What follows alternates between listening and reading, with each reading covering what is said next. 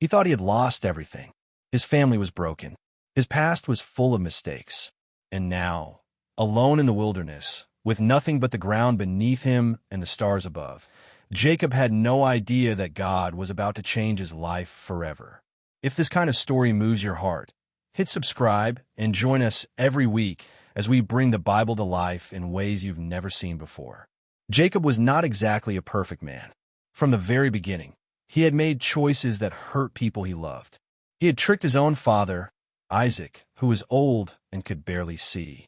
He dressed up in his brother Esau's clothes, walked in with a plate of food, and pretended to be someone he was not, just to steal the blessing that belonged to Esau.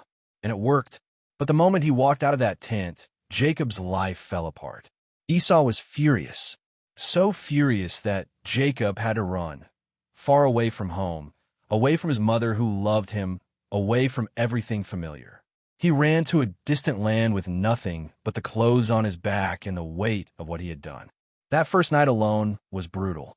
Jacob laid down on the bare ground, picked up a stone, and used it as a pillow. Think about that for a second.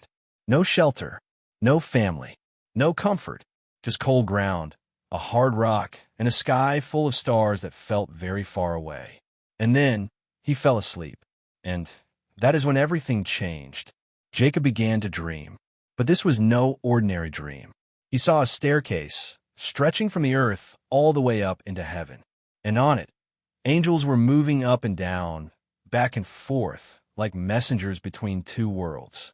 And at the very top of that staircase stood God himself. And God spoke, "I am the Lord, the God of your father Abraham and the God of Isaac. The land on which you are lying, I will give it to you and your children. Your family will grow like the dust of the earth, spreading in every direction. And through you, every family on earth will be blessed." Then came the words that must have shattered something deep inside Jacob. "I am with you. I will watch over you wherever you go, and I will bring you back to this land. I will not leave you." Jacob woke up. He sat up in the dark, breathing hard, heart pounding. And he said something that is so honest it almost hurts to hear. "Surely God was in this place, and I did not know it."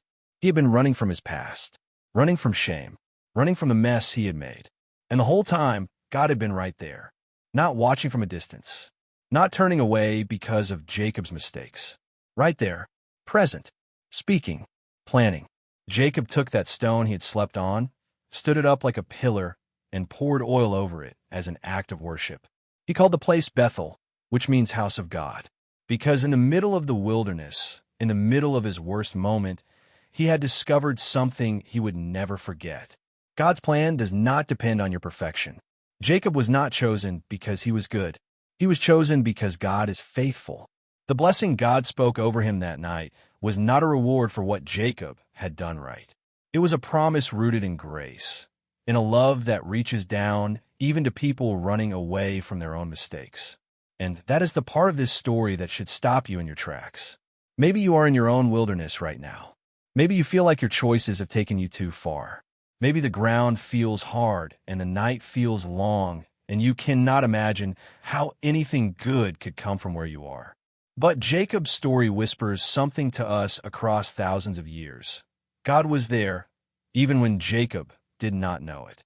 He is not waiting for you to have it all together before he shows up.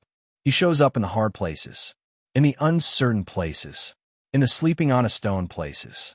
The staircase is still reaching from earth to heaven. And God is still saying, "I will not leave you." If this story touched something in your heart today, share it with someone who needs to hear it. And don't forget to like, subscribe, and turn on notifications, because every week we are right here telling the stories that remind us we're never as far from God as we think.